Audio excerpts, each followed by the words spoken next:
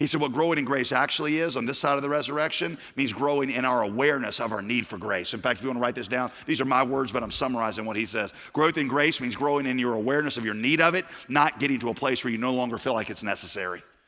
That's what growing in grace is. And God will sometimes let you continue to struggle with sin because he is trying to grow your admiration of grace, and he's trying to put you in the same spot Paul found himself in at the end of Romans 7, where you're just saying, oh, wretched man or woman that I am, who's gonna deliver me? And you say, thank God it's through Jesus and his promise, because I still see that my body and my flesh are sinful.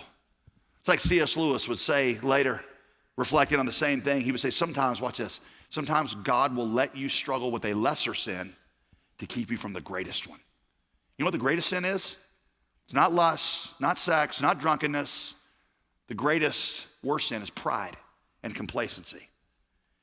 And what C.S. Lewis said is, I realize that God has let me struggle with some sins, and he's never let me quite shake them because he wanted me to always find myself in a place of adoration of God's grace.